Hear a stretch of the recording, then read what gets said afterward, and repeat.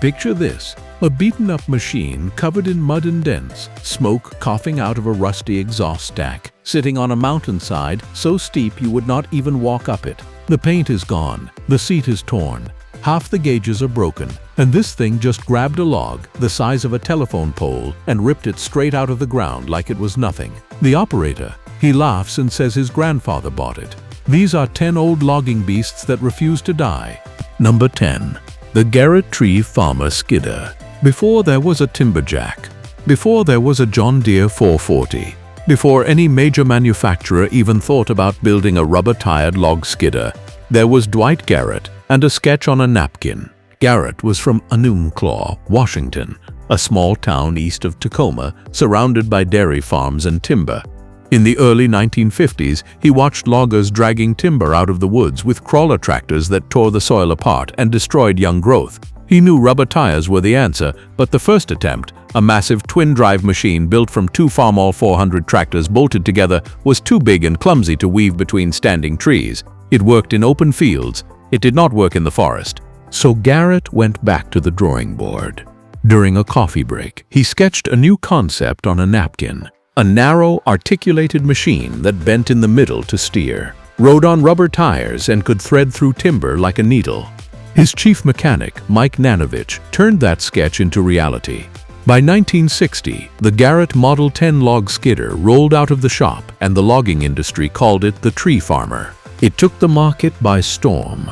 At its peak, Garrett had factories building skidders in 3 countries on 2 continents. The early models ran small Ford gasoline engines and manual transmissions. Larger models followed, the Garrett 15, 21, 25, and 30, growing in power as the demand for bigger timber required bigger machines. By the mid-1970s, Garrett was fitting V8 Cummins diesels producing around 200 horsepower in their top models, though the company had a reputation for putting a 200 horsepower engine into a 1225 horsepower frame. Broken drivelines were common enough that smart operators carried a spare in the truck. But here is the thing. Every single rubber-tired articulated skidder built by every major manufacturer today traces its lineage straight back to that napkin in Enumclaw. Caterpillar copied it, John Deere copied it, Clark, Timberjack, Franklin, all of them built their machines on the concept Dwight Garrett invented.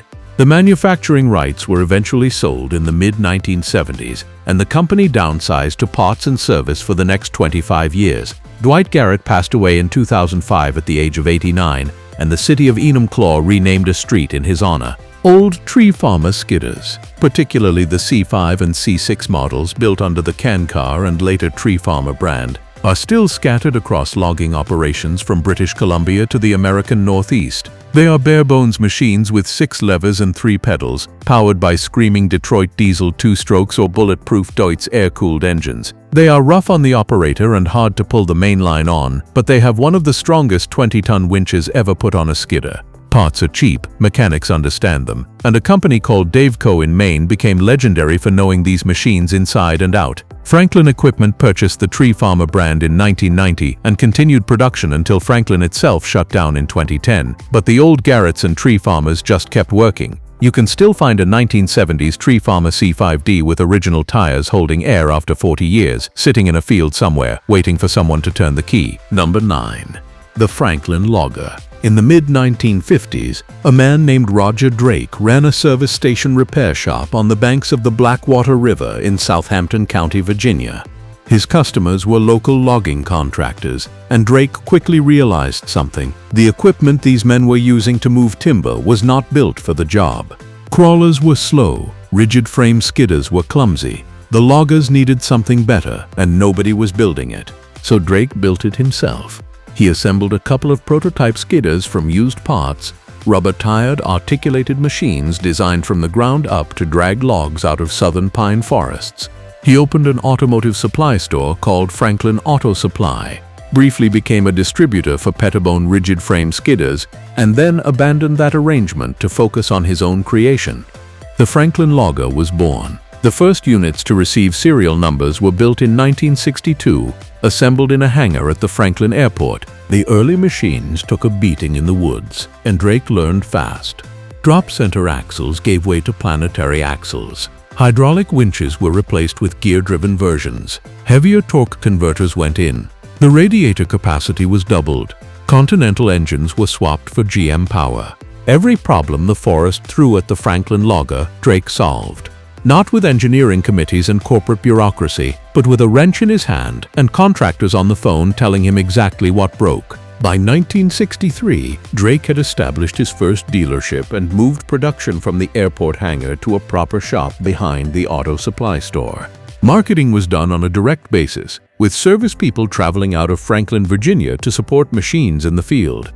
The company grew steadily through the 1960s, building the first grapple skidders and expanding its dealer network across the southern states. By the 1980s, Franklin had the most complete lineup of any purpose-built forestry equipment manufacturer in the industry. Feller bunchers, cable skidders, grapple skidders, forwarders, and site preparation machines.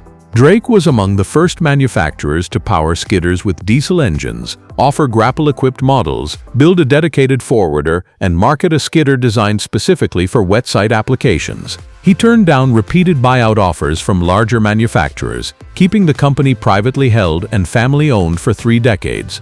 In 1990, Franklin purchased the Tree Farmer skidder division from Hawker Siddeley, doubling its dealer network overnight and adding the iconic Tree Farmer name to its stable.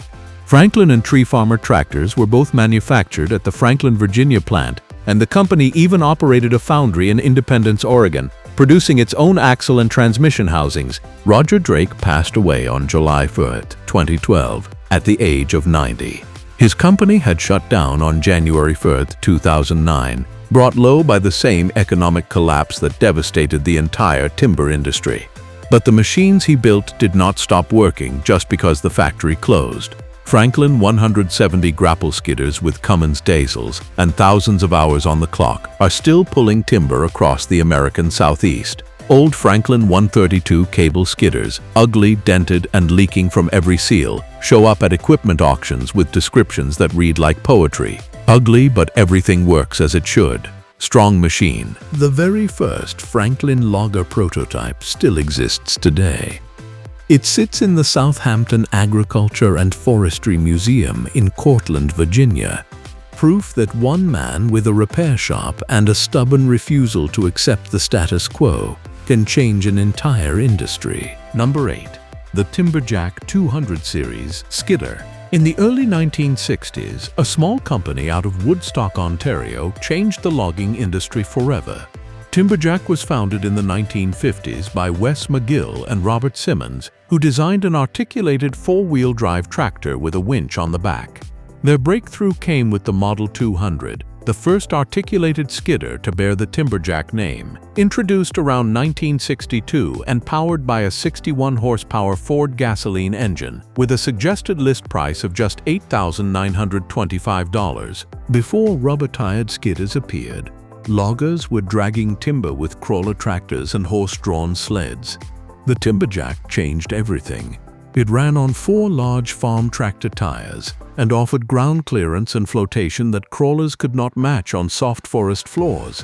One logger who bought a new Timberjack around 1963 remembered it was powered by a screaming Detroit diesel 353 engine, a mean machine with tremendous traction, though the early manual transmission left something to be desired. Timberjack went through several ownership changes over the decades. The Eaton Corporation purchased it in the 1960s. In 1984, Timberjack management pulled off a leveraged buyout from Eaton for approximately $26 million. Finnish conglomerate Rauma Repola acquired it in 1989, and eventually John Deere purchased Timberjack in 2000. By the time the Timberjack product line was officially phased out in 2006, thousands of these machines had been deployed in over 80 countries. The traditional reddish-orange color of Timberjack products became iconic in forests across North America and Scandinavia, and many of those old machines, patched up, welded over, fitted with replacement parts, are still skidding timber today. You can find a well-maintained 1970s-era Timberjack skidder for around $15,000, and there are loggers across the American Northeast making a living with nothing more than a chainsaw and one of these old warriors. Number 7. The John Deere 440 skidder. When John Deere released the 440 skidder in 1965, It was nothing short of groundbreaking. Before the 440 came on the scene, wheeled skidders were essentially just an engine sitting inside a frame. No creature comforts, no thought given to the person operating the machine. The 440 changed that. It housed 59 horsepower and introduced features specifically designed for operator comfort, safety, and productivity. The 440 series evolved through several versions. The 440A came next, followed by the 440B and 440C, each bringing incremental improvements.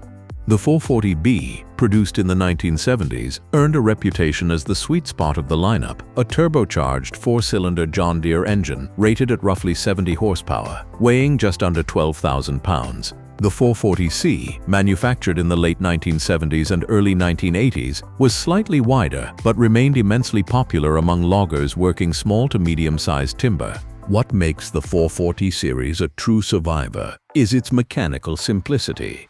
The engines are the same as those used in John Deere 6620 combines and several other models, which means parts interchange across multiple product lines. These machines are relatively light, making them easy to transport and effective in wet conditions where heavier equipment would get bogged down. They zip through the woods with remarkable agility. One logger described it as driving a go-kart, though he warned that taking a turn too sharply could flip you in an instant. Today, the 440 series remains a popular entry point for small-scale loggers and firewood operations. You can find them at reasonable prices, parts are widely available, and any competent diesel mechanic can keep one running. Marshall Logging of Antigua, Wisconsin, bought their first John Deere 440 in the late 1960s, and the family has been running Deere equipment ever since, now operating modern 7068 L2 bogie skidders. The 440 was the machine that started that multi-generational relationship. Number 6.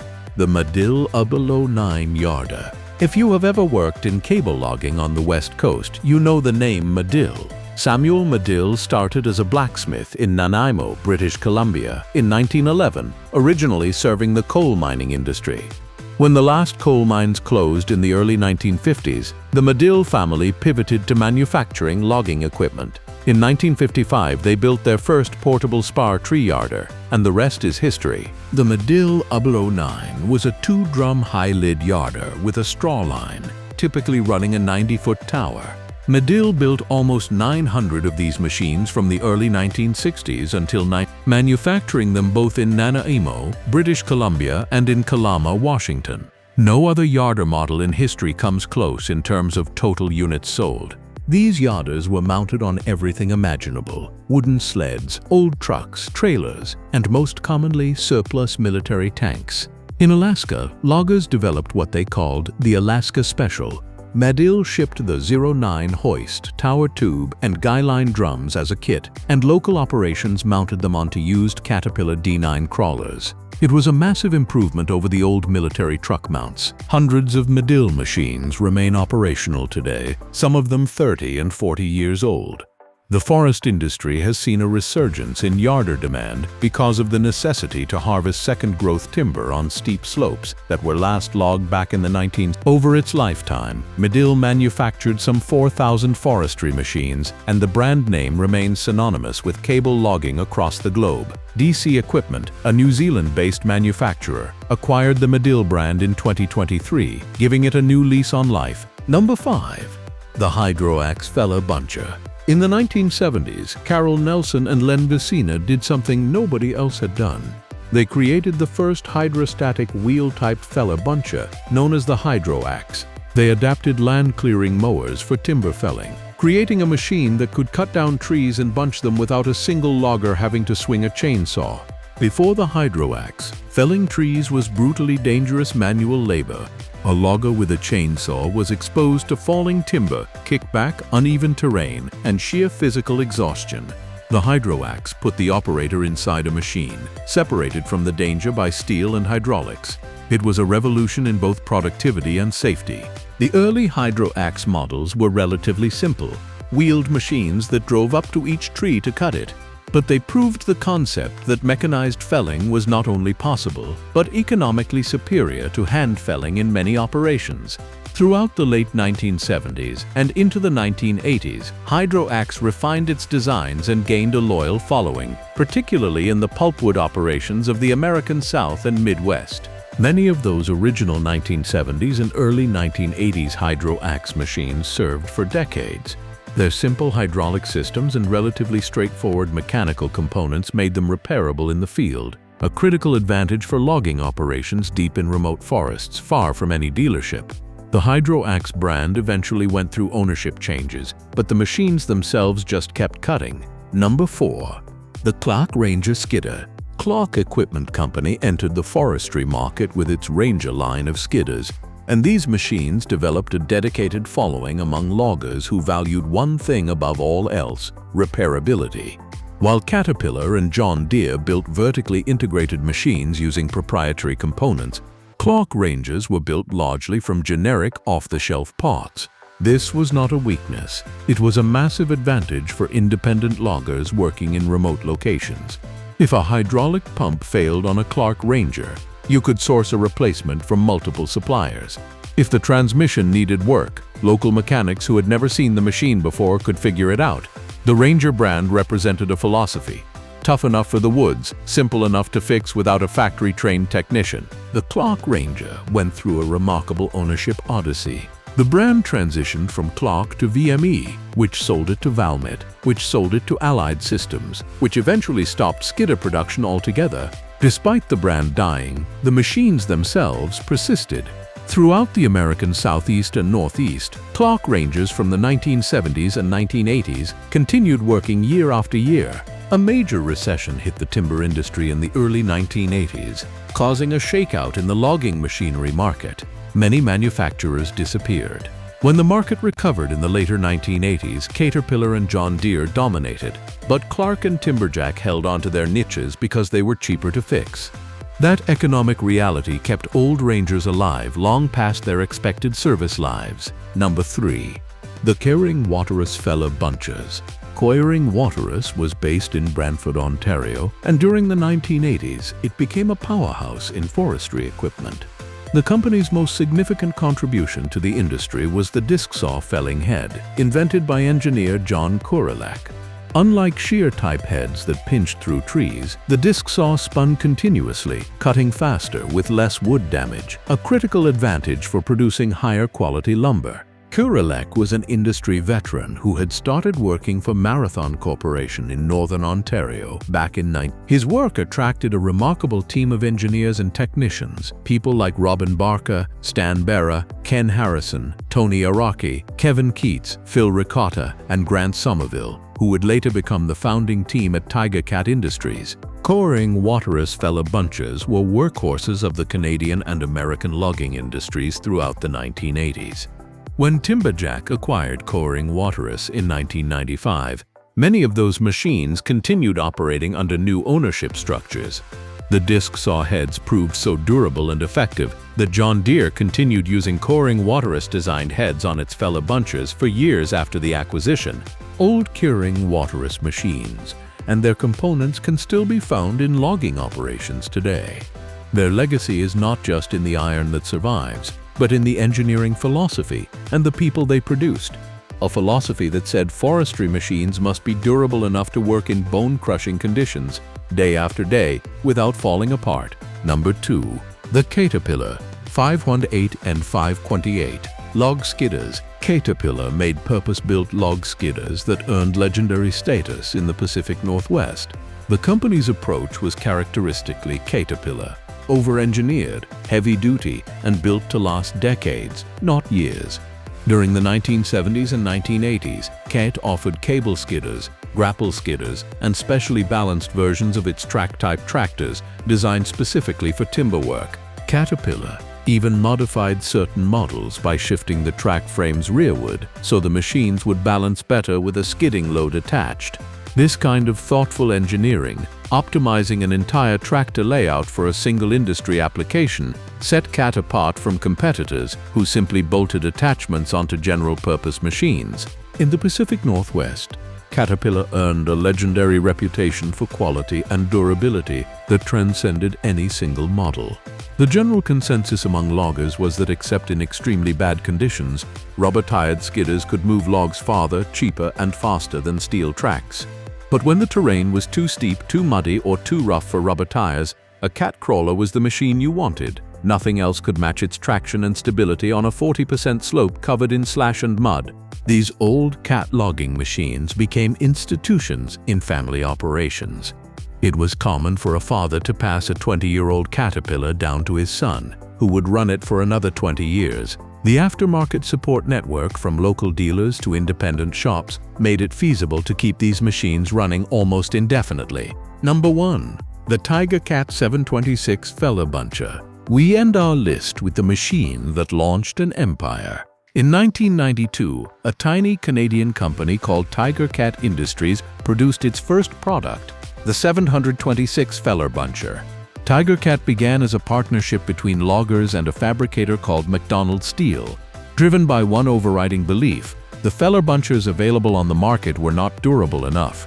Tony Iarocci, who would become Tigercat's president, had previously worked at Koehring Waterous, alongside John Deere and the team of engineers mentioned earlier. They had seen firsthand the weld repairs on relatively new Feller Bunchers sitting in the boneyards of southern equipment dealers. They knew there was an opportunity to build something tougher. The 726 was a drive-to-tree Feller Buncher, a rubber-tired machine with the cutting head mounted directly to the carrier. The very first unit was loaded onto a trailer and driven to a logging show in Georgia with no established dealer network, no brand recognition, and nothing but a prototype to show. When they arrived at a logging site in Lumberton, North Carolina for a demonstration, the contractor climbed into the cab, drove the machine off the trailer, and immediately started cutting trees. They could barely stop him long enough to remove the saw blade guard. That reaction told the Tigercat team everything they needed to know. The machine worked, loggers wanted it, and word of mouth would do the selling.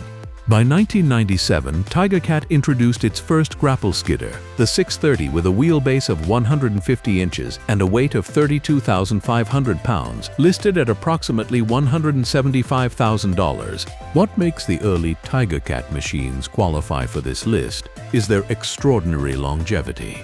It is common for Tigercat equipment to last 20,000 hours or more, a figure that represents years of continuous, punishing forestry work. Those original 726 Feller Bunchers and early 630 skidders from the 1990s established a standard of durability that the entire industry now measures itself against. Many of them are still at work today, 3 decades later, earning their keep in forests from Georgia to British Columbia. If you enjoyed this video, hit that subscribe button and let us know in the comments. What is the oldest piece of logging equipment you have ever seen still working? We would love to hear your stories.